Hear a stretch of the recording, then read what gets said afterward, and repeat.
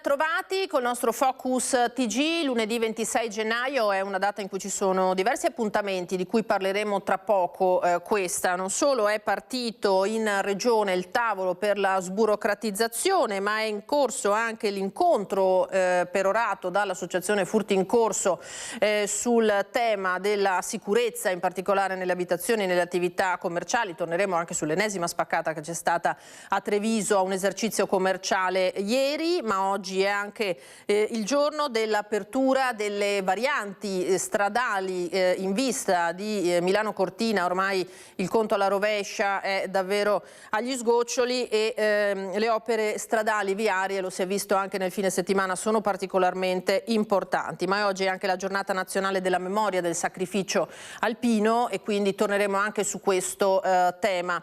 Noi incominciamo dalla cronaca come sempre. Chiederei cortesemente alla regia, in regia oggi Francesca Pezzo e Andrea Basso, che ringrazio, di partire con la notizia che arriva da Padova sul maxi sequestro di sigarette di contrabbando che ha eseguito la Guardia di Finanza. Parliamo di 7 tonnellate di sigarette. Vediamo.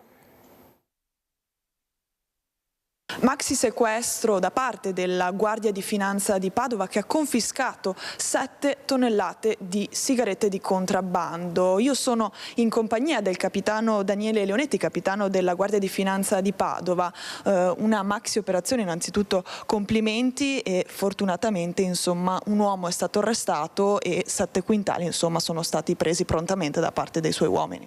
Si tratta di uno dei sequestri più ingenti a livello regionale negli ultimi 20 anni, considerando i fermi su strada. L'autista al momento del fermo ha indicato di trasportare macchine usate per il caffè. Ora, la tipologia del mezzo di trasporto, un camion frigo, l'incertezza dell'autista e anche del procedere dell'auto articolato ha indotto la pattuglia ad approfondire il contenuto della merce trasportata. E qui è emerso che dietro le macchine per il caffè espresso usate si nascondeva un rilevante carico di sigarette di contrabbando a marchi Marlboro Red, Marlboro Gold ed LM. Quindi il conducente è stato tratto in arresto e si è proceduto al sequestro sia del carico di copertura che delle sigarette che anche dell'auto articolato. Il sequestro è stato effettuato nella tangenziale nord di Padova, quindi diciamo che anche Padova insomma non è esente da questa tipologia di operazioni. Il fermo avvenuto sulla tangenziale nord di Padova dimostra come anche il territorio padovano non sia immune dai traffici illeciti che consentono di trasportare beni, merci non conformi da un luogo a un altro. In questo caso il conducente aveva predisposto un documento di trasporto falso in base a cui veniva indicato che le macchine del caffè usate dovevano essere trasportate da una torrefazione padovana a una società con sede a Bruxelles in Belgio. Allora è stato arrestato appunto il conducente di questo camion. Ora che pene va incontro e soprattutto quanto avrebbe fruttato questo carico?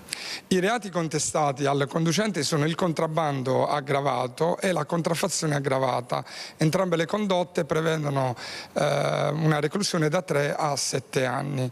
Il carico avrebbe fruttato nel mercato nero oltre 3 milioni di proventi illeciti, mentre 1,4 milioni sarebbe stata l'IVA e l'accisa evase, quindi non sottratte al pagamento. E ora queste 7 tonnellate di sigarette che fine faranno? Le sigarette, ora una volta che verrà definitivamente accertata la colpevolezza del conducente e anche la contraffazione, saranno distrutte tramite l'ausilio dell'inceneritore di Padova. Avanti con la cronaca sempre dal padovano. Spruzza, spray al peperoncino all'interno di un locale notturno della città, scatta la denuncia nei confronti di un 22enne. Una serata di divertimento si è trasformata ben presto in caos al Fish Market, locale notturno nella zona di Montà a Padova. Un giovane di 22 anni, cittadino russo, ha spruzzato spray al peperoncino seminando il panico tra i clienti. Dopo la chiamata al 113 da parte del personale del locale, sul posto sono intervenute le volanti della polizia. La sostanza urticante ha causato forti irritazioni e crisi di tosse tra diversi avventori, rendendo necessaria l'immediata sospensione dell'attività per consentire la reazione degli ambienti. Su richiesta del gestore, gli addetti alla sicurezza hanno fatto defluire i clienti e avviato i controlli con il metal detector. Durante le verifiche è stato individuato il giovane in possesso di una bomboletta di spray al peperoncino. Le immagini del sistema di videosorveglianza hanno poi confermato la dinamica. Il ragazzo, seduto vicino al bar, avrebbe estratto lo spray dalla tasca e lo avrebbe azionato. Portato in questura, il 22enne è stato denunciato per il reato di getto pericoloso di cose. Nei suoi confronti è scattato anche un daspo urbano della durata di 3 anni. La divisione polizia anticrimine e l'ufficio immigrazione stanno inoltre valutando la sua posizione rispetto al permesso di soggiorno. Talmente ubriaco da addormentarsi in auto dopo l'incidente è accaduto nel fine settimana a Vigonza. Ubriaco alla guida ha perso il controllo della sua auto ed è finito contro un camion in sosta lungo la strada. Nonostante il colpo tremendo, l'automobilista, stordito dall'alcol, è rimasto addormentato all'interno della sua auto, dove è stato ritrovato poco dopo dai soccorsi chiamati da alcuni residenti di Busa di Vigonza che avevano sentito il botto fortissimo. Sottoposto all'alcol test risultato positivo, l'automobilista è stato soccorso dai medici e portato in ospedale, ma era talmente ubriaco che si era assopito dopo l'incidente. Sul posto per i rilievi i carabinieri di Vigo d'Arzare. La polizia di Padova ha eseguito un ordine di custodia cautelare in carcere nei confronti di un 50enne che ha ripetutamente violato gli arresti domiciliari disposti nel mese di dicembre dopo che aveva investito un motociclista. Evade dai domiciliari e viene arrestato. Protagonista un 50enne padovano che era stato già arrestato lo scorso 2 dicembre quando aveva causato un incidente ferendo un motociclista. Poi, invece di prestargli soccorso, era scappato. L'uomo era stato fermato dopo essere stato bloccato da un agente fuori servizio che lo aveva inseguito, fornendo alla sala operativa della questura dettagli sulla targa, dinamica e direzione della fuga. Un inseguimento roccambolesco e pericoloso lungo via Cernaia, via Milazzo, via Sorio, via Euganea a Padova, strade trafficate della città nell'orario di punta della sera. Nel percorso aveva anche tentato di investire in retromarcia il poliziotto e poi finendo contro un'auto in sosta. Non contento, il 50enne aveva tentato nuovamente la fuga a piedi, ma era stato bloccato e così era finito ai domiciliari per resistenze e lesioni a pubblico ufficiale, ma continuava ad evadere, l'ultima volta venerdì scorso quando è stato nuovamente fermato dalla polizia. Il tribunale ha così disposto il trasferimento nel carcere Due Palazzi. Fin qui la cronaca di queste ore da Padova. Abbiamo una notizia dell'ultima ora da darvi perché alla stazione dei Carabinieri di Montebelluna è stata segnalata la scomparsa di una ragazza di 28 anni, Chiara D'Alto, residente nel comune di Nervesa. È alta 1,65 m, corporatura media, capelli lunghi, castano scuro, occhi scuri, indossa occhiali da vista come vedete nella fotografia. Si è allontanata dalla propria abitazione nel pomeriggio di ieri facendo perdere le proprie tracce. Al momento dell'allontanamento indossava pantaloni in velluto di colore verde scuro, giacca marrone con cappuccio, con pelliccia e stivali marroncini. Chiunque l'ha visti o possa riferire informazioni utili a rintracciarla è naturalmente pregato di contattare il 112 a cui si è rivolta la famiglia della 28enne. Chi invece si celebrano in questi giorni 10 anni invece della scomparsa, la morte di Giulio Regeni. Io spero che tutte le persone che hanno in tasca o che hanno già prenotato un viaggio in Egitto, turistico e non, anche per un incontro bilaterale, per un incontro culturale, prendano il biglietto e lo straccino. Così ha detto la mamma di Giulio, Paola Defendi, dal palco dell'evento. Parole, immagini e musica per Giulio a Fiumicello, in provincia di Udine. Come detto, a 10 anni dal rapimento del giovane ricercatore in Egitto. Essere popolo giallo significa, prima di tutto, non voltarsi dall'altra parte. Vogliamo rappresentare con questo flash mob innanzitutto la lentezza della giustizia. Sono 10 anni e siamo ancora qui. La ricerca di verità e giustizia non si ferma. Nonostante siano passati 10 anni dalla scomparsa di Giulio Regeni, il popolo giallo si allarga sempre più facendo sentire la sua voce. Lo ha fatto oggi nell'anniversario celebrato a Fiumicello con parole, immagini e musica per Giulio al Palazzo del Pattinaggio. Fra appelli, discorsi, flash mob e partecipazione popolare da tutta Italia e da molti paesi europei. La volontà è quella di superare la rabbia e ottenere finalmente verità per il giovane ricercatore che fu studente anche del liceo linguistico Petrarca di Trieste, che uscì di casa per andare a una festa di compleanno al Cairo e non vi tornò più, venendo poi trovato morto il 3 febbraio 2016 in una strada di periferia della capitale egiziana. Da quel giorno in poi la battaglia dei genitori Claudio Regeni e Paola Defendi non si è più fermata. 10 anni ci dicono sono lunghi, però per noi è come ieri, insomma, perché noi andiamo avanti un giorno dopo l'altro. Sappiamo che domani dovremo continuare la nostra lotta, il nostro cammino, e sapere di avere tante persone che camminano insieme a noi è una cosa fondamentale, è veramente importante e ci dà veramente la forza per continuare. I genitori hanno poi rimarcato in occasione della prima proiezione del documentario Giulio Regeni, Tutto il male del mondo, come il figlio manchi loro in maniera inimmaginabile, ma come attraverso le tante iniziative, come dicono spesso, continui a fare cose. Poi lo sdegno per anni di promesse, falsità e silenzi del governo egiziano circa la vicenda, da chi in un primo tempo parlava di incidente, rapina, banda criminale, e poi le tante dichiarazioni degli ambienti legati ai servizi che riferiscono di un vero e proprio massacro preordinato. Quindi un ultimo appello dalla madre di Giulio. Allora, io spero che tutte le persone che hanno in tasca o che hanno già prenotato un viaggio in Egitto, turistico e no, anche per un incontro bilaterale, per un incontro culturale, prendano il biglietto e lo straccino.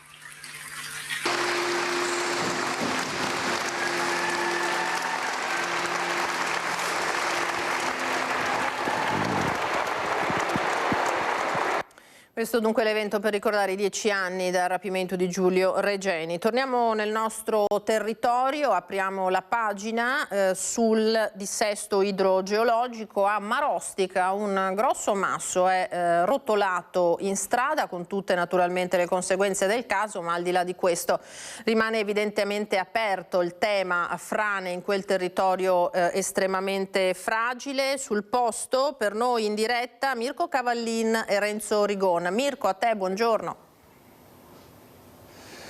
Buongiorno Lina, bentrovati a tutti, siamo appunto in via Erta con Renzo Rigon. Come dice il nome, anche Mauro Corona ci ha sempre spiegato che i nomi dei posti spiegano i posti. Via Erta è effettivamente molto pendente, abbiamo provato a farla con Renzo per provare a raggiungere il masso, cosa che da questo punto in poi non è possibile. Il masso si trova, ma poi ci arriveremo a piedi, poco più a monte della nostra postazione. Adesso Renzo lo fa vedere, avete anche le immagini che sono arrivate dal sindaco Matteo Mozzo e dal comune. L'evento è accaduto ieri nel primo pomeriggio, un rotolamento, un distacco che non sarebbe solo di questo masso ma anche di altro materiale che appunto in questa zona si è staccato un po' per il freddo e l'oscillazione delle temperature.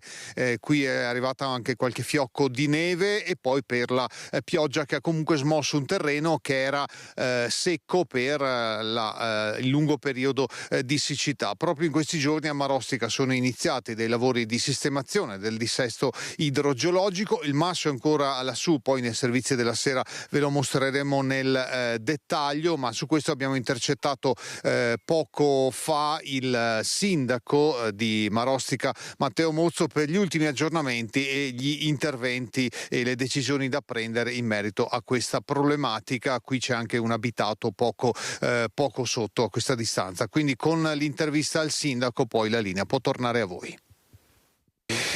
Sindaco, abbiamo visto sul posto la situazione, che aggiornamenti ci può dare? Beh, allora, questa mattina, in seguito al rotolamento del masso di importanti dimensioni, si è voluto appurare che sono cadute altro materiale di dimensioni intermedie, sempre nella stessa area, diciamo, di caduta del primo.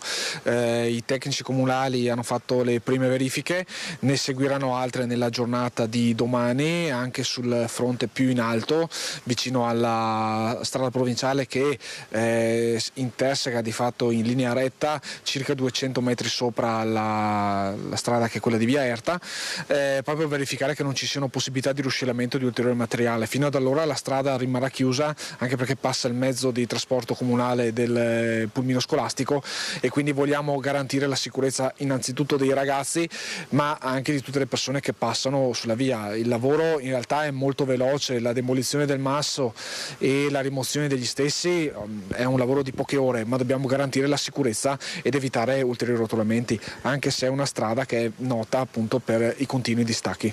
Voi avete tra l'altro appena iniziato una serie di importanti interventi di messa in sicurezza dopo i fatti che abbiamo raccontato un anno e mezzo fa, però qui veramente sono bastate poche gocce di pioggia per muovere questo masso. Sì, non penso sia stata la pioggia di per sé a creare il problema, ma piuttosto l'abbassamento repentino delle temperature. Nella zona di Pradipaldo aveva anche nevicato nei giorni scorsi, è la parte più alta del comune, probabilmente l'acqua che si era infiltrata e poi l'abbassamento di temperature ha fatto rompere quelli che sono probabilmente c'erano già delle microlesioni all'interno del blocco in marmo, che poi si è distaccato ed è caduto. Un messaggio alla popolazione, a chi abita a valle ad esempio, o a chi transita in zona? Beh, naturalmente la strada rimane chiusa, si invita sempre alla collaborazione nel segnalare, l'amministrazione comunale è sempre pronta anche con i volontari di protezione civile a intervenire per mettere in sicurezza le strade, dopodiché con vigili del fuoco e carabinieri nell'ultimo caso si è deciso di chiudere la strada e di transennarla per poter effettuare le ulteriori verifiche. Nei prossimi giorni comunque daremo ulteriori informazioni. Questa è la situazione a Marostica, dunque, grazie a Mirko Cavallin e Renzo Rigon. Voltiamo pagina, andiamo sull'home page della Tribuna di Treviso, che tiene alto naturalmente il tema dell'uccisione della trevigiana a Manchester, la rabbia della madre di Gloria. Quell'uomo non doveva essere libero, si legge nel quotidiano trevigiano. Oggi l'udienza preliminare per il sospettato, poi l'esito dell'autopsia, resta da chiarire il rapporto tra aguzzino e vittima, e sulla destra vedete il presunto killer della trevigiana aveva già ucciso nel 2016 l'omicidio di una sedicenne. Allora andiamo a vedere i servizi realizzati dalla nostra redazione. Gloria De Lazzari avrebbe aperto la porta al suo assassino, in manette questo 33enne residente nello stesso quartiere, è ora accusato di omicidio volontario. Nelle prossime ore si svolgerà l'udienza di convalida del fermo per James Morton, il 33enne accusato di aver ucciso Gloria De Lazzari. La 45enne è trovata senza vita nella sua abitazione a Manchester. Per il momento il movente e la ricostruzione del delitto sono al vaglio degli inquirenti inglesi. I detective di Manchester stanno mantenendo tuttora 2 canali aperti, uno telematico e uno telefonico, con un caldo invito, una calda esortazione alla cittadinanza a far pervenire loro eventuali testimonianze ed eventuali video della dinamica dell'ipotesi accusatoria. Certo è che sarebbe stata la vittima ad aprire la porta al suo assassino. L'uomo è accusato di omicidio volontario. Se dovesse essere convalidato l'arresto, per fine febbraio ci sarà l'udienza preliminare. Le prime parole del detective che sta conducendo le indagini. Si tratta di un caso in cui una donna ha perso la vita in circostanze davvero tragiche, ha riferito alla stampa inglese. Abbiamo lavorato intensamente per identificare Gloria e rintracciare i suoi familiari più stretti. Le indagini scattate subito hanno portato al fermo di James Morton, che sarebbe stato condannato anche per l'uccisione di una sedicenne, ma su questo l'avvocato della famiglia De Lazzari chiede cautela. In realtà, per le peculiarità procedurali penali anglosassoni, i precedenti, quindi quello che è il nostro casellario giudiziario banalmente, vengono resi ostensibili successivamente alla celebrazione dell'udienza preliminare. Quindi in questo momento neppure a me, in qualità di difensore dei prossimi congiunti della persona offesa, è dato sapere questo dato. È stato sentito dagli investigatori anche l'ex marito della vittima. L'ex marito aveva mantenuto dei più che cordiali rapporti con la figlia della mia assistita. So che è stato sentito dagli inquirenti. Non è comunque indagato? Non mi risulta allo stato. Gloria viveva a Manchester da diversi anni, ma il suo sogno era quello di tornare in Italia per stare vicino alla mamma, ora nella disperazione. Sono sotto cura dei farmaci che vorrei togliere, non togli, mangio niente, della gente di condomini, per fortuna c'è tanta gente che mi vuole bene. Una persona buona. Molto buona. Di gran cuore. Aveva il cuore, sì. Le parole si fermano, il dolore troppo forte. E adesso sono rimasta sola con mio figlio disabile. È una cosa molto brutta. Tutti mi dicono per darmi forza, coraggio. Forza Daniela, forza. E vedrai che la superi. Non lo so se supero. Questo è il dolore di una mamma, comprensibilissimo e inimmaginabile. E poi c'è lo sconcerto dei vicini di casa che in questi giorni stanno supportando proprio la mamma, la signora Daniela. Le stiamo accanto, non la lasciamo sola, ci hanno raccontato. Gloria veniva spesso a Musestre e ogni volta era una festa a rivederla, dicono, a mobilitarsi, e anche la politica. Una ragazza tranquilla, una famiglia umile. Persona normale. Nonostante fosse in Inghilterra si vedeva spesso, qui in paese veniva spesso? Ogni 2 o 3 mesi veniva spesso qua nel paese, sì. Spero che fanno giustizia per questa ragazza. Una ragazza di 45 anni che è andata per lavorare. Speriamo che c'è giustizia, almeno per la mamma. Ma io l'ho vista qua che non sei tanto. Era venuta a trovare la mamma. Una donna semplice e pacifica che aveva scelto di ricominciare una nuova vita lontano da casa, senza però mai dimenticare la famiglia di origine, in particolare la mamma Daniela, che spesso veniva a trovare qui in via Veronesi. Così a Musestre di Roncade ricordano Gloria De Lazzari, la 45enne uccisa a Manchester. L'ultima volta si era vista in paese poco prima di Natale. Il giovane Antonio Viscome in questi giorni è tra i vicini di casa che più si sono dati da fare per supportare la madre della vittima, vedova da diversi anni e con un figlio disabile. Certo, gli stiamo vicino perché comunque ha anche una certa età, a parte la situazione che è accaduta, è ingestibile per qualsiasi persona, principalmente per lei che è sola e anche un po' debole. Quella sera che abbiamo saputo la notizia abbiamo chiamato subito la Farnesina e chi di dovere per saperne un po' di più, e poi l'abbiamo fatta affiancare da un avvocato per capire meglio come è andato il tutto, quindi adesso è tutto in mano a un avvocato. Ci siamo là, come rientriamo a casa, qualsiasi impegno che abbiamo andiamo sempre a suonargli, gli stiamo sempre vicino, siamo sempre in contatto con lei per sentirla su tutto. Quanto al delitto le informazioni sono poche e frammentarie. Il killer della 45enne roncadese sarebbe già stato coinvolto in fatti di violenza e sangue. L'ipotesi emersa sui media oltremanica indigna chi Gloria la conosceva. Se questo è un assassino con delle cose recitive che ha già ammazzato qualcun altro, è gravissimo che sia ancora libero.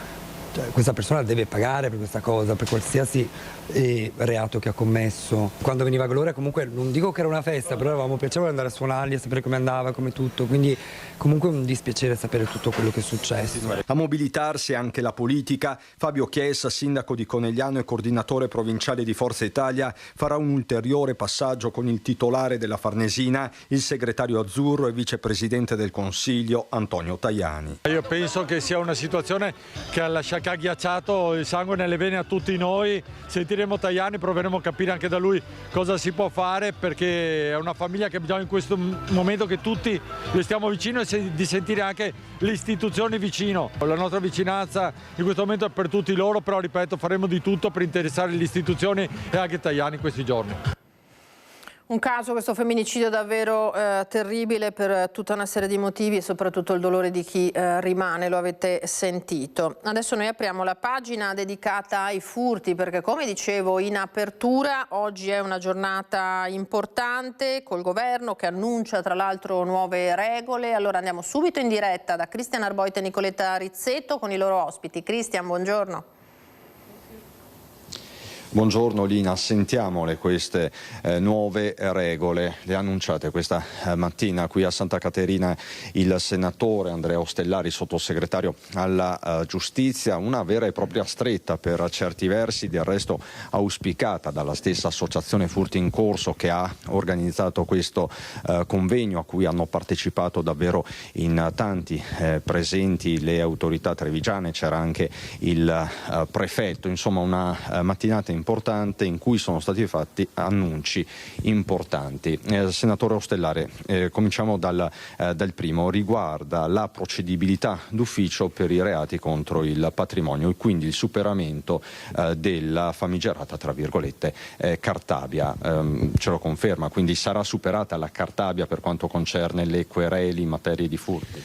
In materia di furti aggravati, quindi anche i borseggi saranno sanzionati con quella proposta di cui avevamo già parlato anche nei mesi scorsi e che supera sostanzialmente la Cartabia, quindi non ci sarà più bisogno della querela, i cittadini quindi saranno in qualche modo meno oberati e le forze dell'ordine e la magistratura invece più concentrati per perseguire in maniera efficace il colpevole e così sarà anche, vorremmo farlo anche sul tema invece dei furti in abitazione, anche questi ovviamente fenomeno molto conosciuto che preoccupa ma che stiamo ovviamente risolvendo con questa nuova formulazione che consentirà di evitare scorciatoie, di evitare scappatoie e il colpevole potrà anche essere arrestato in flagranza differita cosiddetta, cioè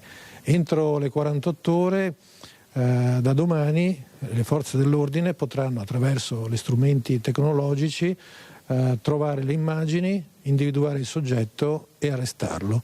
In questo modo quindi andremo a colpire un fenomeno che è presente anche nei nostri territori e che vogliamo assolutamente debellare. Lei ha parlato anche di un aumento delle pene, questo per evitare l'accesso ai riti alternativi, perché poi anche questo è un tema. Sì, anche quello è un ulteriore elemento sul quale stiamo lavorando in questo testo, aumentando la pena nel minimo edittale consentiamo quindi di evitare di ottenere troppi sconti che sostanzialmente ti impediscono poi di andare in carcere. Ecco, in questo modo, con questo nuovo strumento, diamo una risposta anche in maniera netta a chi decide di venire al nostro paese magari per fare certe cose. Cristian Demma, soddisfatti era quello che chiedevate? Beh sì, era praticamente quasi tutto quello che si chiedeva, no? Quindi soddisfatti a dir poco, ovviamente poi sentire le parole del senatore che si è sulla stessa lunghezza d'onda anche di quello che vogliono i cittadini fa sempre ben sperare, fa stare un po' più sereni,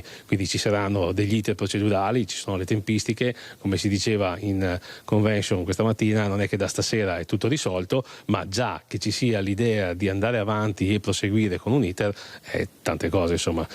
Perché il sommerso continua a essere molto troppo. Ma il sommerso io continuo a dire sempre che è la maggior parte, no? Nel senso che purtroppo la problematica delle mancate denunce, le mancate querele è un problema molto grave e stiamo cercando di combatterlo con una grande informazione che bisogna fare queste querele assolutamente. Oggi abbiamo sentito anche la questura, la Simone, abbiamo sentito anche il comandante dei carabinieri che ci ha detto, diciamo mentre eravamo nel palco, che per le persone anziane sole e via c'è anche la possibilità di fare andare a casa gli agenti per prendere la querela, quindi insomma c'è un bel movimento, ecco. Avvocato Fabio Crea, lei è da sempre molto vicino all'associazione Furti in Corso, la supporta, le riforme o comunque le misure che ha annunciato il sottosegretario Ostellari si possono mettere a terra, è quello che auspicano anche i legali?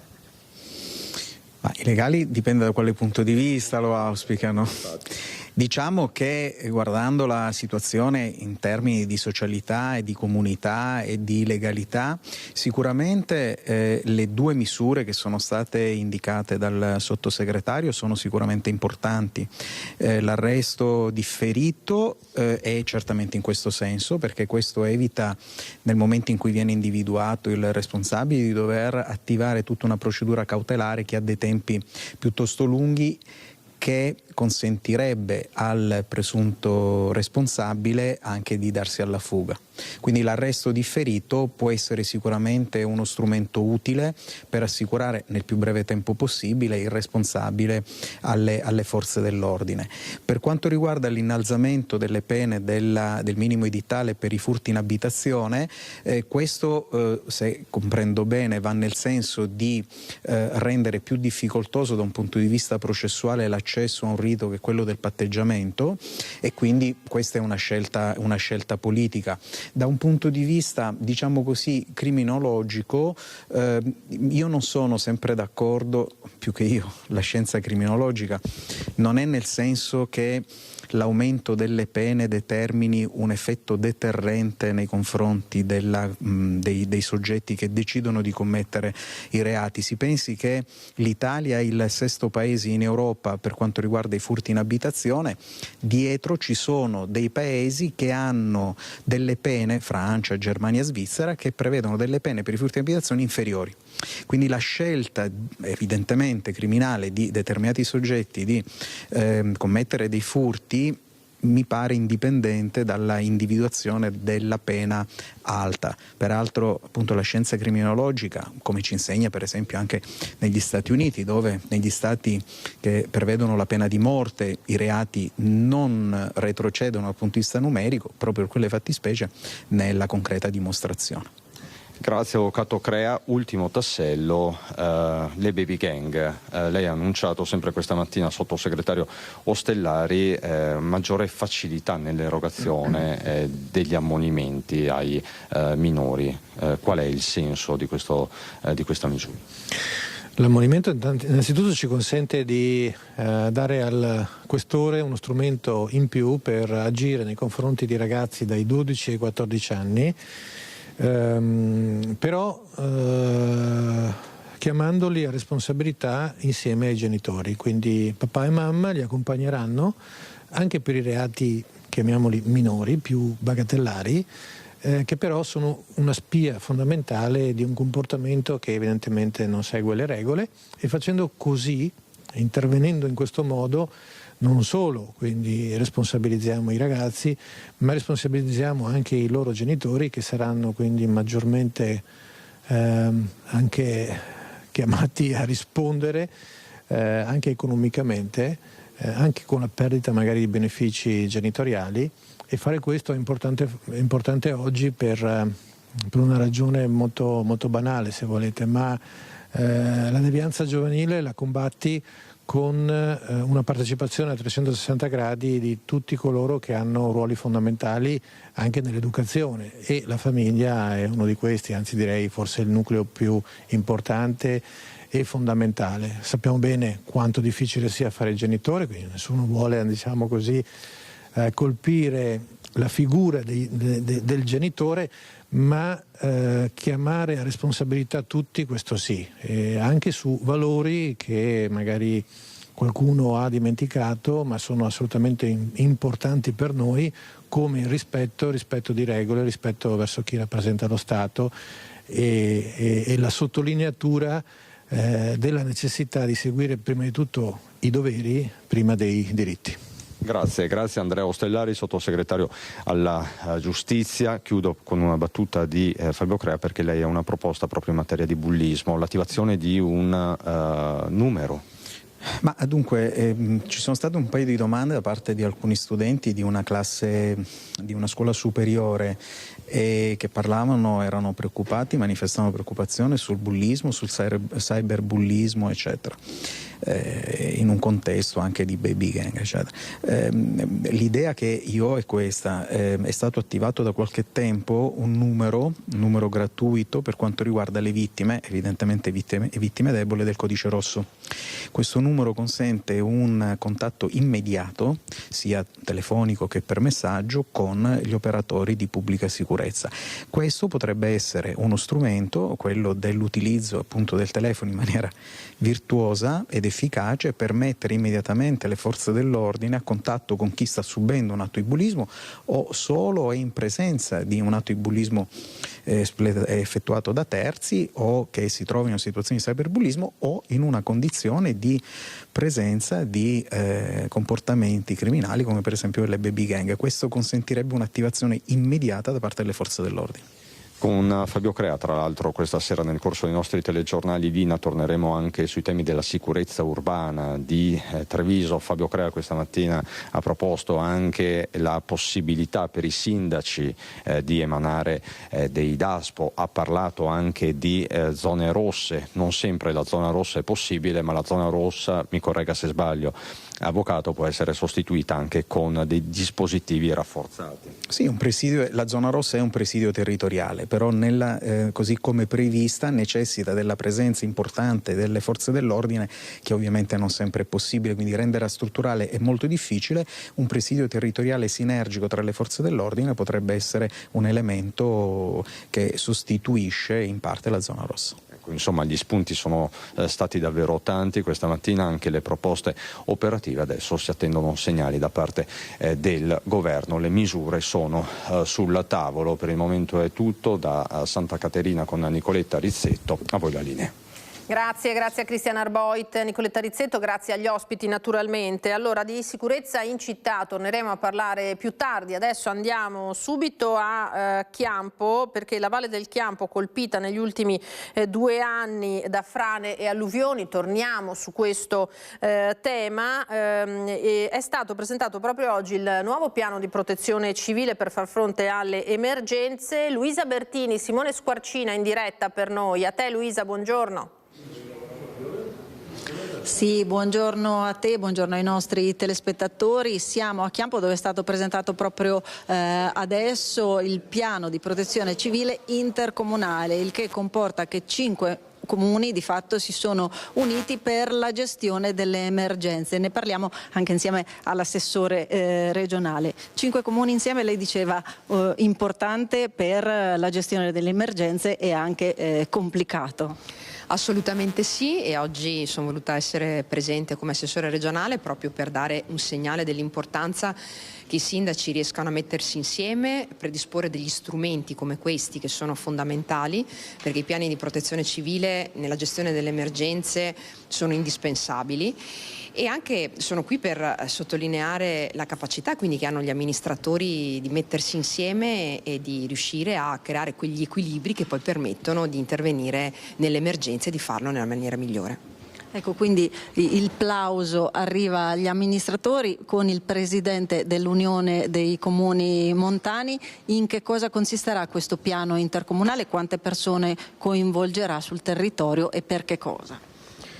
Questo piano è uno dei primi grandi atti dell'Unione dei Comuni e vuole dare un servizio alla nostra popolazione, che conta circa 19.000 abitanti, poiché non solo in caso di emergenze, ma soprattutto nelle attività di prevenzione. Quindi abbiamo circa 60 volontari della squadra locale più altri 20 della squadra ANC, sommati a tutti i volontari della sezione ANA Vicenza, che possono intervenire in maniera organizzata, in maniera omogenea su più comuni in caso di calamità naturali.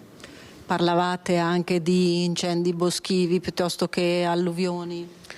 Sì, la nostra squadra di protezione civile ANA ha numerose specialità all'interno, dall'antincendio boschivo alla gestione di rischi idrogeologici, piuttosto che la squadra alpinistica, piuttosto che tutte le attività di funzioni generiche. I nostri volontari sono preparati, sono formati e sono pronti a intervenire per qualsiasi tipologia di emergenza. E a proposito di emergenze, io mi rivolgo al padrone di casa, al sindaco di Chiampo, perché Chiampo è stata intaccata appunto da alluvioni, da frane negli ultimi 2 anni. Sì, e negli ultimi anni è stato un periodo particolarmente intenso per Chiampo, dove risiedono 12.600 abitanti dei 19.000 complessivi dell'Unione Montana, ed è per questo motivo che abbiamo voluto questo documento e l'abbiamo voluto che sia il più operativo possibile, perché ci siamo resi conto che in emergenza è di fondamentale importanza poter gestire e coordinare tutte le squadre di volontari, che ringrazio davvero di cuore perché sono sempre disponibili per il nostro territorio, e questo documento appunto è il primo passo utile affinché in caso di emergenza ci sia una gestione integrata delle squadre. Ecco, l'avete sentito, gestione integrata e unione delle forze di 5 comuni. Per il momento da Chiampo è tutto, io ringrazio i nostri ospiti per essere stati con noi. Grazie anche per la pazienza naturalmente ai nostri ospiti, grazie a Luisa Bertini, Simone Squarcina. E dunque che si tratti di dissesto idrogeologico, di interventi di messa in sicurezza del territorio, ma anche di sicurezza urbana, ne parlava il nostro Christian Arboit, fondamentale è poter agire senza il peso mastodontico della burocrazia. In Regione si è aperto con il primo incontro il tavolo per la sburocratizzazione voluto dall'assessore allo sviluppo economico Massimo Bitonci. Per noi sul posto c'è Ilaria Marchiori. Ilaria, a te, buongiorno.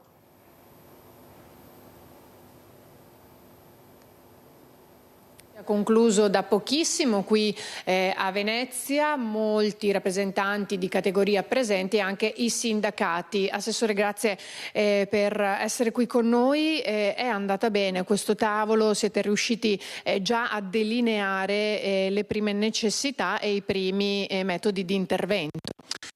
Direi molto partecipato, perché hanno risposto praticamente tutte le associazioni del Veneto, c'erano più di 50 rappresentanti, ma dagli ordini professionali, associazioni di categoria, dei sindacati, il mondo delle cooperative.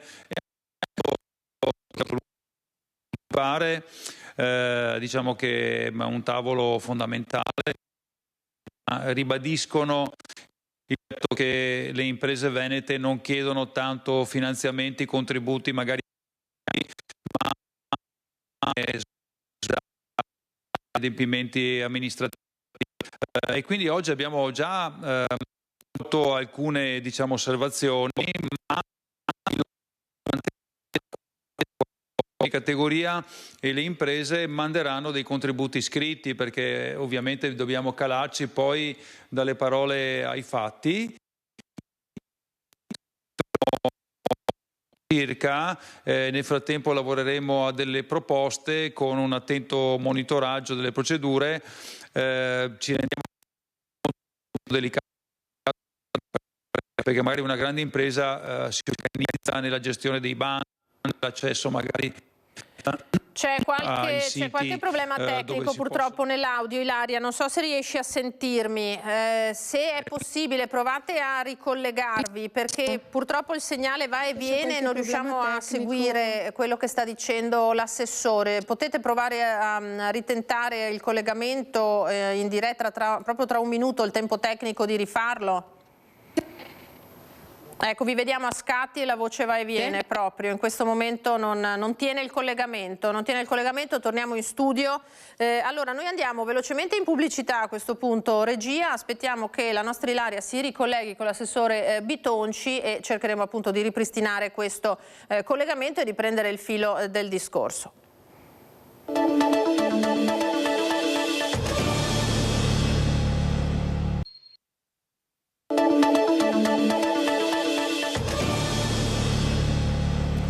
Ritorniamo in diretta con il nostro Focus TG, non c'è possibile ripristinare il collegamento con Venezia, sentiremo l'assessore Massimo Bitonci nel corso dei nostri telegiornali di questa sera su questo tavolo importante della sburocratizzazione voluto dalla Giunta regionale per semplificare evidentemente le procedure. Parliamo dell'assessore allo sviluppo economico, quindi tutto quello che riguarda il mondo produttivo e non solo.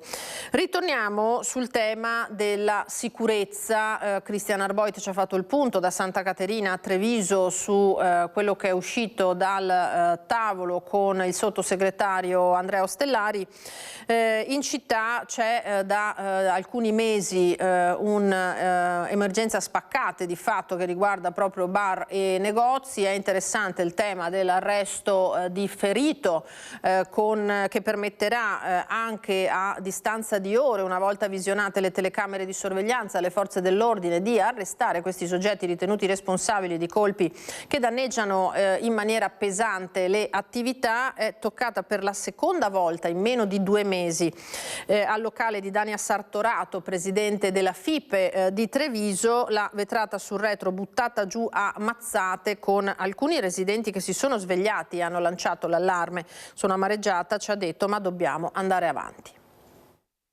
Presumo che siano le stesse persone o comunque la stessa persona che avendo trovato qualche cosa perché cercano contanti, avendo trovato anche pochi contanti la volta scorsa, magari ci ha riprovato e forse se non viene preso potrebbe riprovarci ancora. Più che un sospetto è quasi una certezza quella di Dania Sartorato, presidente di FIPE, la Federazione degli Esercenti e titolare del Lancia Caffè di via Monterumici a Treviso, zona INAIL, visitato per la seconda volta nel giro di 2 mesi, un'altra spaccata stavolta sul retro del locale con la vetrata antisfondamento buttata giù letteralmente a mazzate. Nella precedente occasione era stato usato un tombino, era la fine di novembre. I colpi nel cuore della scorsa notte sono stati avvertiti dagli stessi residenti che hanno chiamato le forze dell'ordine. Quando noi siamo arrivati sul posto i carabinieri erano già lì, hanno fatto numerosi rilievi anche di tracce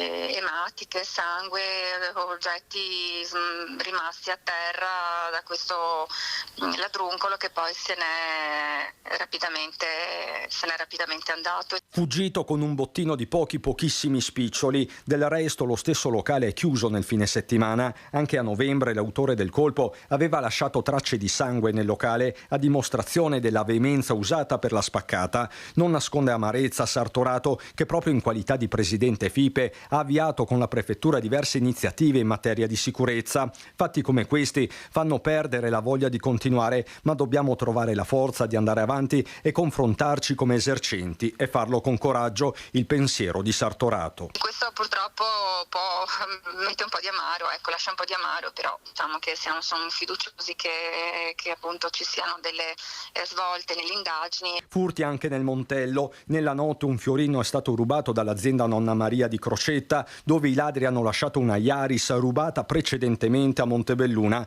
Immediata anche qui la chiamata ai carabinieri. A Quinto di Treviso truffatori invece in azione, si fingono operatori dell'acquedotto chiamati dal comune per svolgere delle analisi sull'acqua, col sindaco Durigon che ammonisce: se vi contattano allertate le forze dell'ordine. Buongiorno, siamo stati incaricati dal Comune per eseguire accertamenti sulla qualità dell'acqua. Sono fantomatici operatori dell'acquedotto che da giorni stanno contattando i cittadini di Quinto, chiedono di poter entrare in casa, ma questa è un'altra delle tante truffe studiate nei minimi dettagli da questi milantatori. Sono stati anche a casa mia. Per fare? Volevano vedere il contatore dell'acqua perché... per vedere, io fortunatamente il contatore dell'acqua non ce l'ho e mia moglie ha risposto: ma quale contatore? Io ho l'acqua, sì, quella con la fontana. E allora niente, se ne è andato avanti, ho detto bene, vado dall'altra parte a sentire e poi non si è più sentito. 2 le vie bersagliate dai truffatori. Via Fratelli Bandiera e via Aldo Moro, che sono le più tartassate. Sì, le più tartassate, sì. L'appello del sindaco di Quinto. Io direi di non rispondere a questo perché il comune di Quinto non ha incaricato nessuno e magari di avvisare le autorità competenti. Attualmente non sono state presentate denunce da parte dei cittadini ai carabinieri. Per il momento, ha spiegato il sindaco, la gente ci ha segnalato le chiamate ma fortunatamente non è caduta nella trappola. Cosa si sente di dire agli anziani lei? Di non rispondere a nessuno, che quelli che non si conoscono non si risponde, non si risponde, si mette giù il telefono e basta. Non si dice sono da sola, parlo con mio figlio qua e là. Si dice io non la conosco, buongiorno, e si mette giù il telefono. Ma cresce il timore soprattutto verso i più fragili. Sì, perché spesso e volentieri magari queste truffe vanno a segno verso le persone più anziane che ovviamente credono alla buona intenzione di queste analisi, magari sostenute anche dal fatto che è il comune che le indica, che le richiede, quindi io invito la cittadinanza a non aderire a queste iniziative. Il comune ha già avvertito i carabinieri delle truffe e ha provveduto a pubblicare dei post sui social per diffondere la notizia a più persone possibili. La polizia di Padova invece ha arrestato 2 donne che rubavano portafogli sui tram. 2 sorelle bulgare di 50 e 41 anni sono state arrestate in flagranza dalla polizia di Padova mentre a bordo del tram, vicino alla fermata Remitani, stavano sfilando il portafoglio a un turista coreano di 37 anni. Scese dal tram, le 2 donne hanno poi tentato di dileguarsi tra la folla, prendendo direzioni differenti, ma sono state bloccate e accompagnate in questura dagli agenti della squadra mobile. Entrambe sono risultate senza fissa dimora, con numerose condanne per furti e borseggi commessi a Bologna, Parma, Rimini e nella città euganea. Arrestate per furto con destrezza, sono state condotte nel carcere di Verona Montorio. Convalidato l'arresto, il GIP del Tribunale ne ha disposto la misura cautelare personale del divieto di dimora nella Regione Veneto. Il questore di Padova, Marco Dorisio, ha attivato l'ufficio immigrazione per l'adozione dell'allontanamento dal territorio nazionale nel termine di 10 giorni. Apriamo una parentesi su un altro degli aspetti delle sfaccettature di questa giornata, 26 gennaio, giornata nazionale della memoria e del sacrificio alpino, naturalmente giornata ricordata visto l'alta presenza di alpini nel nostro territorio veneto e del Friuli Venezia Giulia. Ci colleghiamo in diretta col nostro Omar Costantini della redazione di Udine perché questa giornata, come detto, viene commemorata e ricordata, naturalmente coincide con l'anniversario della battaglia di Nikolajevka. Omar, a te, buongiorno.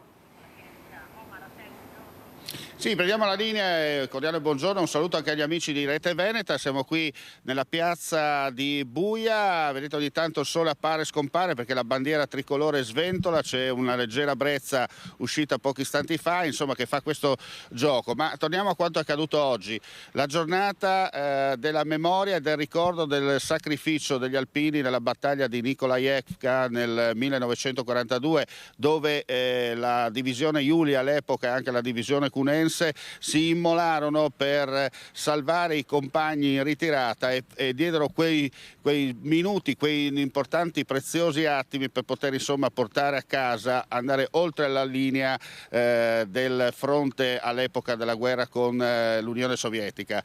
Dicevamo, oggi si è ricordato questo giorno proprio qui a Buia, ma nel contesto si sono ricordati anche l'inizio del cinquantenario dell'Orcolat del 1976. Buia purtroppo è una delle città segnate di rosso, diventate ai noi famose proprio perché qui ci furono tantissimi morti, insomma, durante quelle scosse che tra maggio e settembre del 1976 sconvolsero radicalmente il Friuli. Ma da quelle macerie ci fu la famosa goccia, quel seme che portò poi a quanto sappiamo oggi, e nello stesso contesto si ricorda anche a 7 anni di distanza l'onorevole Giuseppe Zamberletti, morto il 26 gennaio del 2019. Si ricorda anche la figura di Giuseppe Zamberletti. Allora, questa è la situazione qui da Buia. Io lancerei però l'intervento integrale, dura circa 3 minuti e mezzo, ma sono 3 minuti e mezzo di parole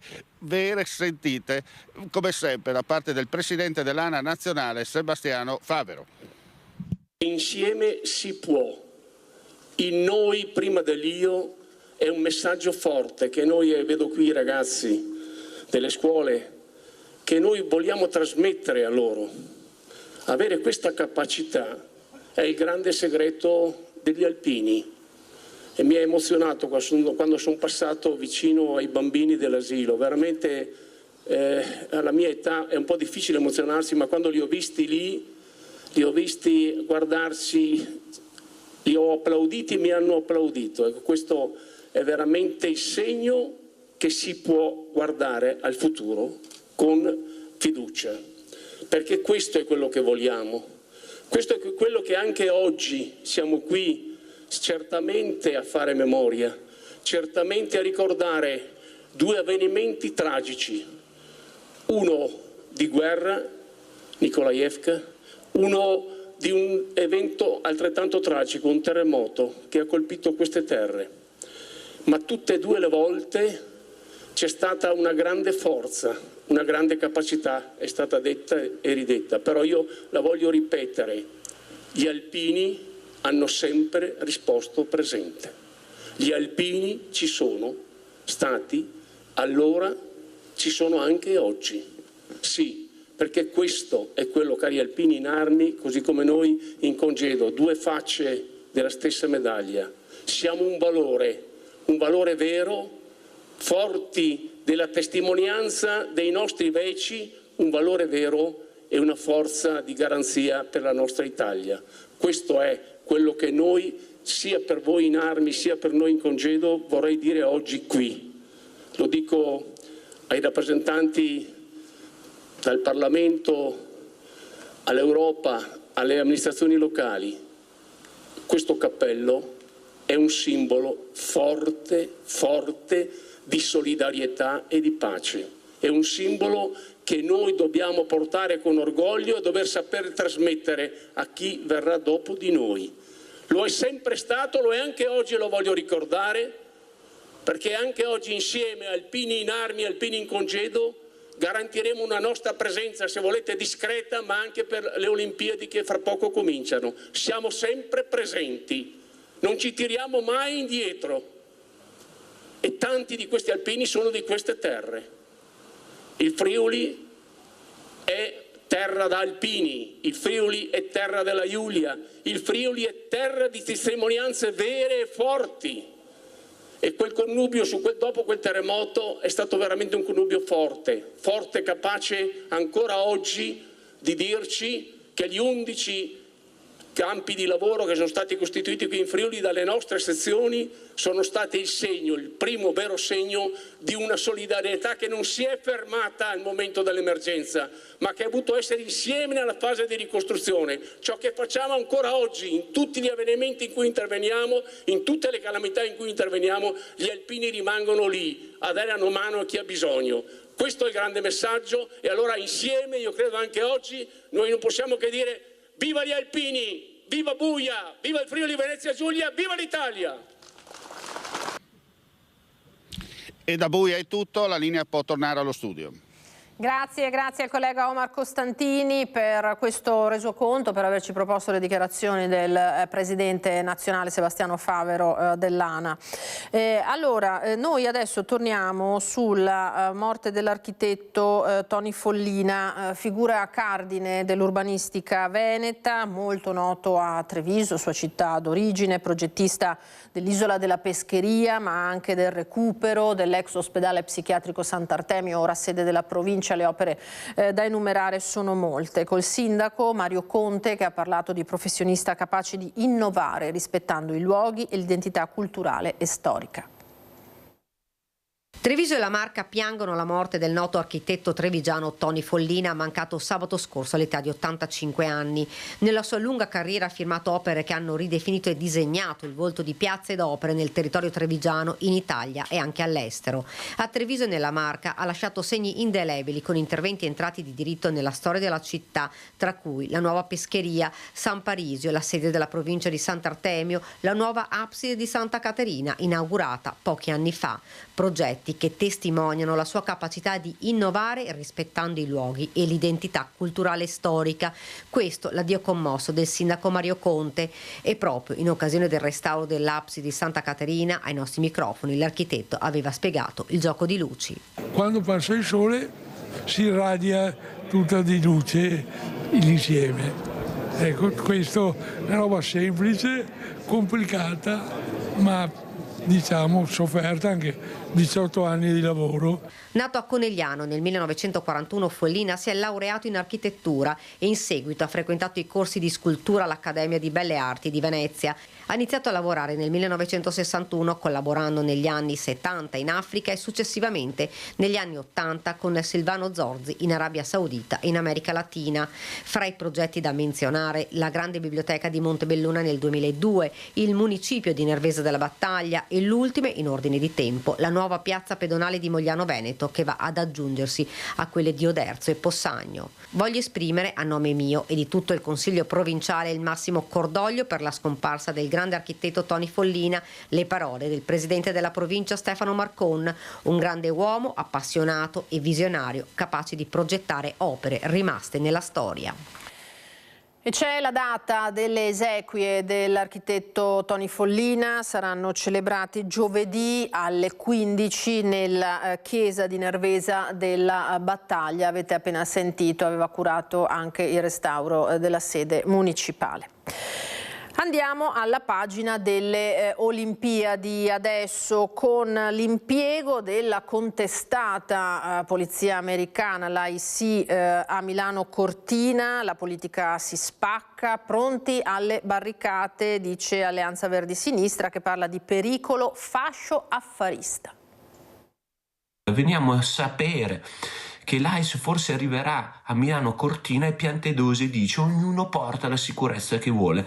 No, questa forza di polizia parafascista che non rispetta le leggi in Italia e in Veneto non deve venire, questo deve essere chiaro e noi faremo battaglia. Solo l'ipotesi scatena la politica e le coscienze. Del resto, nei giorni caldi drammatici del Minnesota non potrebbe essere altrimenti. L'indiscrezione del Fatto Quotidiano apre così uno scenario inedito con la famigerata Immigration and Customs Enforcement, da tutti conosciuta con l'acronimo di IC, impegnata nel supporto alle forze dell'ordine locali per gestire la sicurezza in tutto il periodo delle Olimpiadi Paralimpiadi invernali di Milano Cortina dal 6 febbraio al 15 marzo. Se l'opposizione si dice pronta alle barricate, la maggioranza di governo tende a ricondurre il tutto nei canali della collaborazione fra nazioni. Così Luca De Carlo, coordinatore regionale di Fratelli d'Italia, nel corso della nostra prima edizione. Io non ci trovo nulla di strano se anche dovessimo richiedere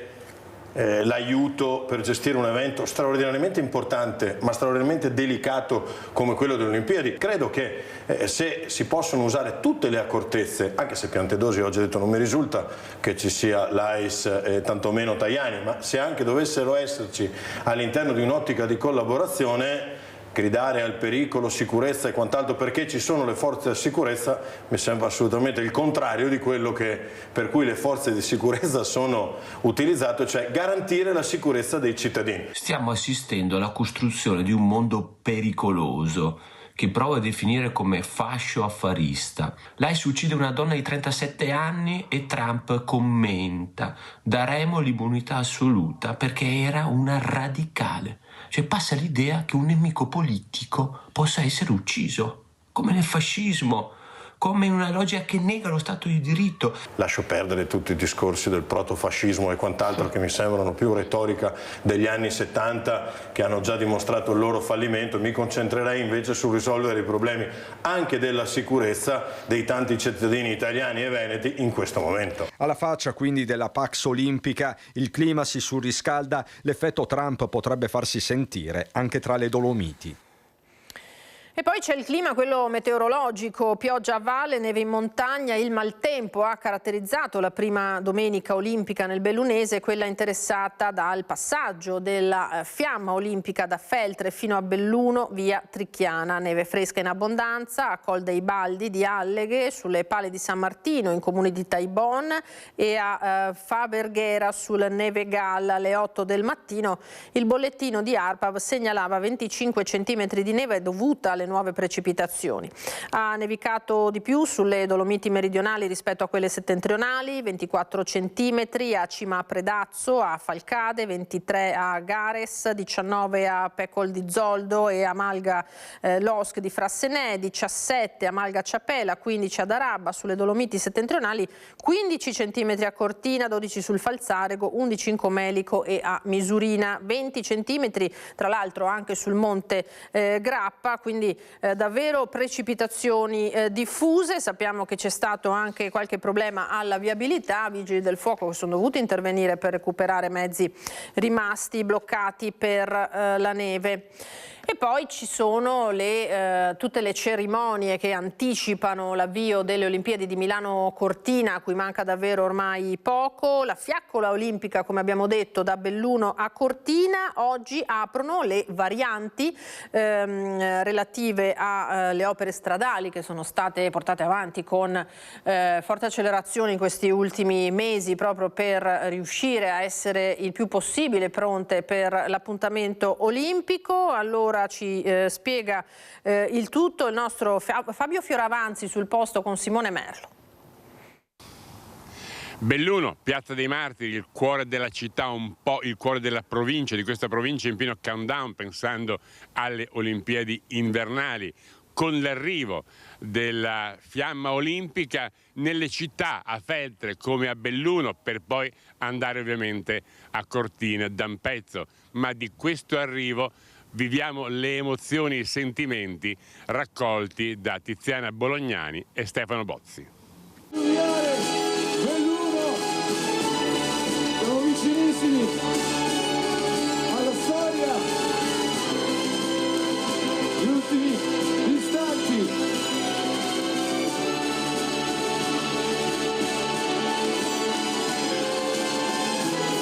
Siamo pronti, ci siamo!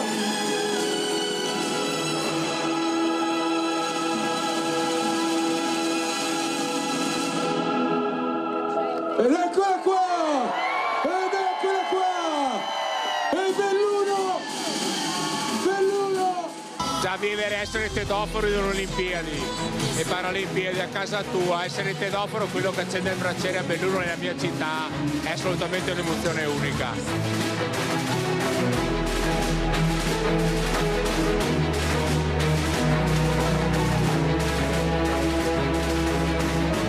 È un evento poi eccezionale per Belluno, siamo curiosi di vedere in diretta la fiamma. Il passaggio della fiamma insomma, è sempre una cosa bella dal punto di vista sportivo, ma anche così un po' come intrattenimento, visto che a Belluno magari non abbiamo tante occasioni per averne. Una festa per tutti, ci sono le Olimpiadi, io lavorerò via per di là, dunque a Cortina diciamo.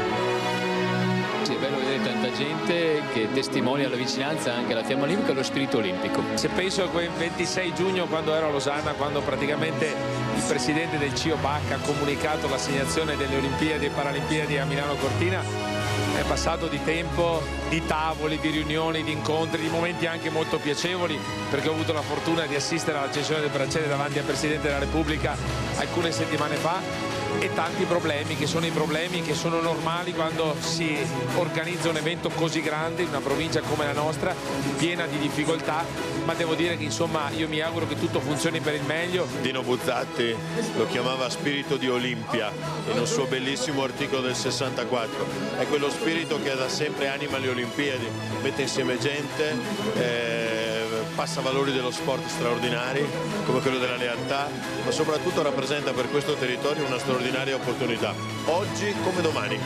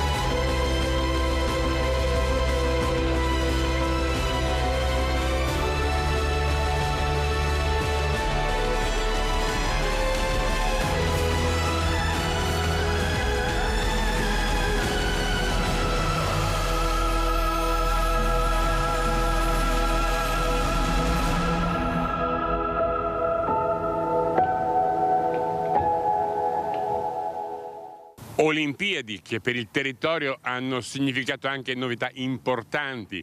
Vi raccontammo l'apertura dei fori per le varianti di Tai di Cadore e di Valle. Oggi è il giorno dell'inaugurazione con la presenza del ministro Salvini, giornata importante perché davvero sulla strada statale 51 nell'andare verso Cortina da oggi qualcosa cambierà. Grazie ai colleghi di Belluno. Rimaniamo in tema fiamma olimpica perché a Vicenza invece è scoppiata una polemica tra tanti atleti che sono saliti meritatamente sul palco all'accensione del braciere. Ne mancava uno e non uno qualsiasi.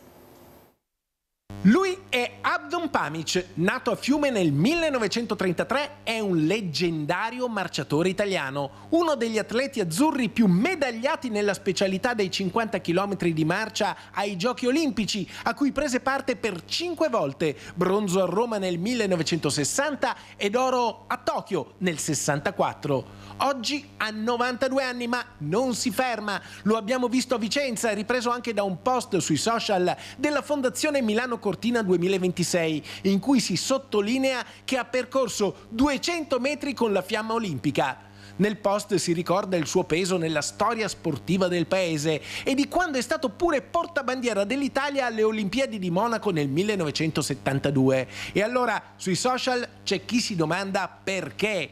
Perché lui non c'era all'accensione del braciere nella città del Palladio, o almeno perché non è stato nemmeno menzionato in Piazza dei Signori?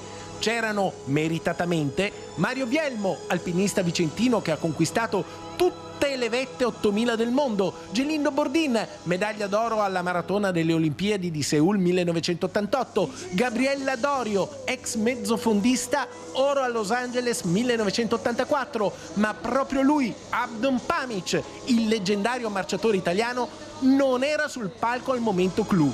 E così, come dicevamo, le polemiche non sono mancate. C'è chi sui social ha fatto notare che Abdon Pamić sarebbe arrivato in Piazza dei Signori a cerimonia praticamente finita, senza ricevere nessuna menzione sul palco davanti alla Basilica. Qualche settimana fa avevamo chiesto alla Fondazione Milano Cortina di indicarci i nominativi degli altri tedofori, ma la Fondazione per motivi di privacy non ce li ha comunicati. Insomma, l'assessore rivela che il Comune di Vicenza non sapeva della presenza di Abdon Pamić, che alla fine si è presentato in Basilica. Un po' di tristezza Pamić l'ha comunque rappresentata perché con una storia, con un curriculum sportivo come il suo avrebbe voluto essere riconosciuto fin dall'inizio, e così avremmo voluto fare noi come amministrazione di Vicenza. E quindi con il sindaco abbiamo di fatto corso ai ripari, gli abbiamo tributato i giusti onori ed è stato comunque un momento bello e averlo all'interno della Basilica Palladiana e ospitarlo sull'Olimpichetto. Eh già, Abdon Pamić nella sua carriera ha tagliato tanti traguardi, ma non quello, meritatissimo secondo tanti sportivi, di essere lui pure protagonista sul palco di Vicenza all'accensione del braciere.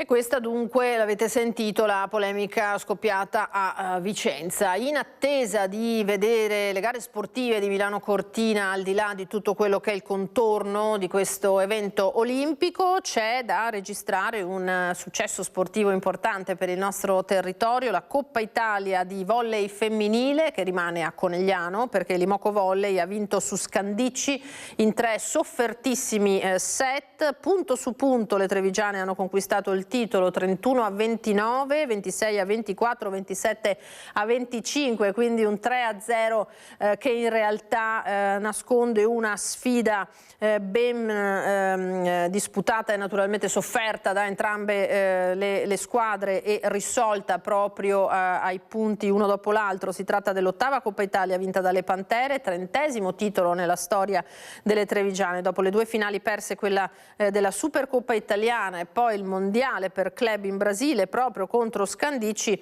A Torino evidentemente le trevigiane hanno avuto la loro rivalsa, una finale di altissimo livello e combattutissima con alcune delle migliori pallavoliste al mondo senza dubbio in campo.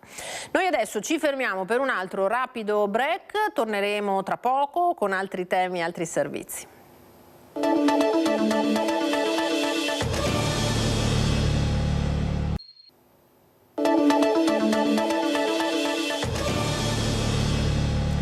Ritorniamo in diretta da studio con l'ultima parte del nostro Focus TG. Dal Teatro Verdi di Pisa alla Fenice di Venezia non si ferma la protesta silenziosa degli orchestrali contro la nomina di Beatrice Venezzi, distribuite al pubblico e poi lanciati dai loggioni dei volantini. Oltre 10.000 le spille già richieste e intanto Venezzi indossa una spilla di brillanti sul suo abito di scena. A Pisa gli applausi per la direzione della Carmen, a Venezia i volantini distribuiti dai rappresentanti sindacali delle maestranze della Fenice come protesta gentile, silenziosa, così è stata definita, contro la nomina di Beatrice Venezzi. A legare le due città le spille gialle su giacche e cappotti del pubblico di entrambi i teatri. Oltre 10.000 quelle finora distribuite, nate dall'idea di prendere una posizione contro la nomina di Venezia al concerto di Capodanno e che sono diventate ormai un simbolo. Abbiamo, richieste da tutta Italia e non solo dall'Italia, anche dall'Europa stessa.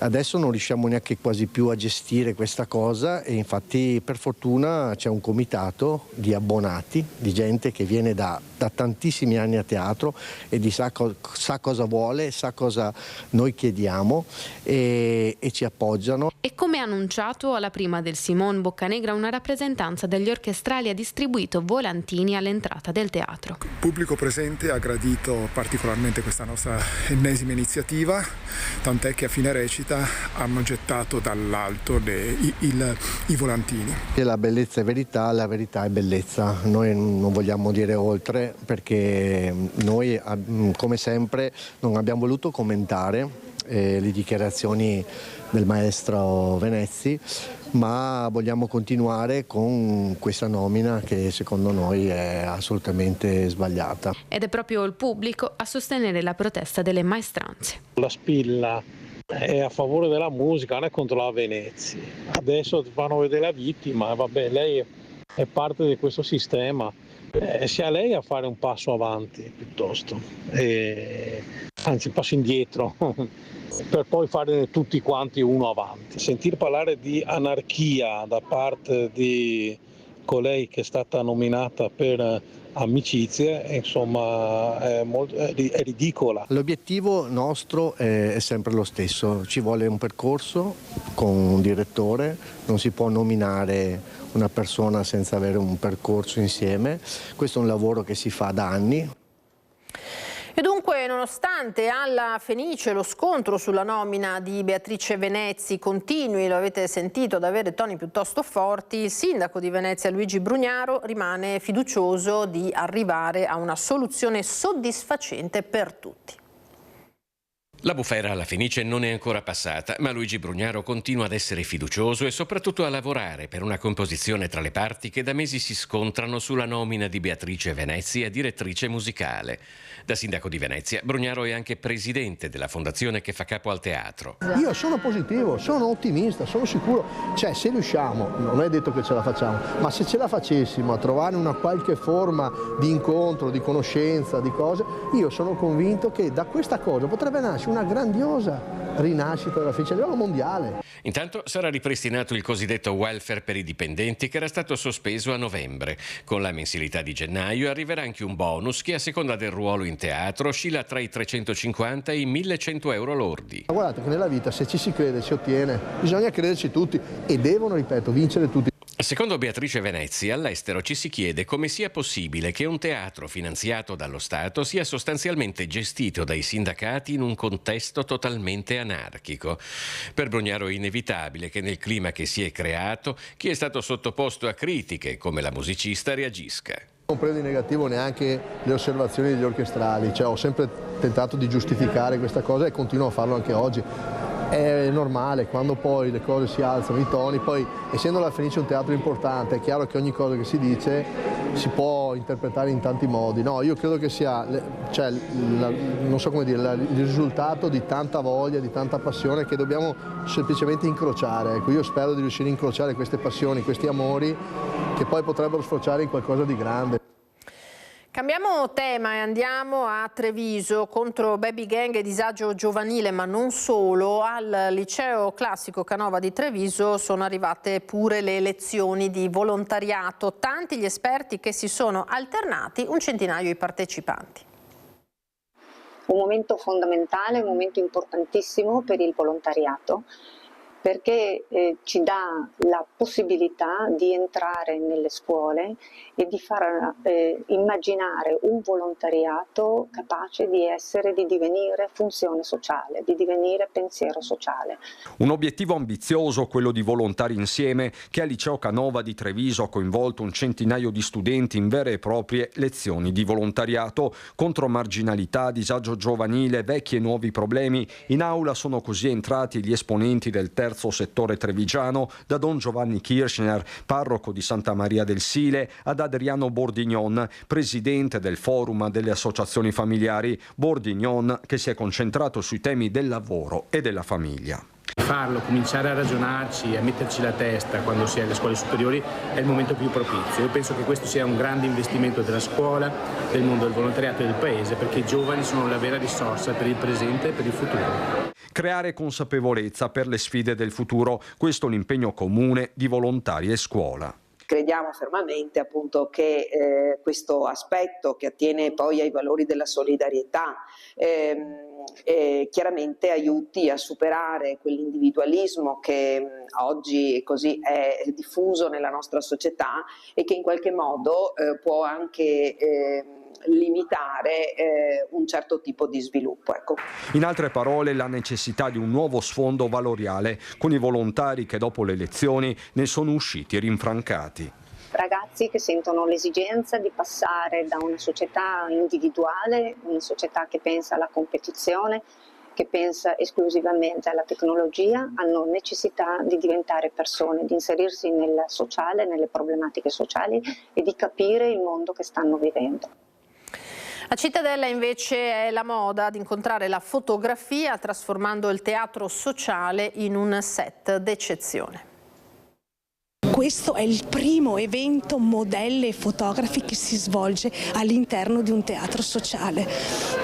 Questa cosa mi emoziona tantissimo perché era un mio sogno ed è stato bellissimo il fatto che il comune di Cittadella mi avesse dato il patrocinio per il teatro sociale, perché quale meglio location per esprimere tutta la bellezza e il fascino della donna. Un evento nato dalla passione di Cinzia con un colore protagonista, il rosso. Rosso Valentino, in onore del grande stilista recentemente scomparso. Dalle 12 alle 18 il Teatro Sociale di Cittadella si è trasformato in un set fotografico per 25 modelle e 25 fotografi provenienti da tutta Italia. Cinzia crea eventi col cuore e anch'io faccio i miei eventi col cuore nella mia zona.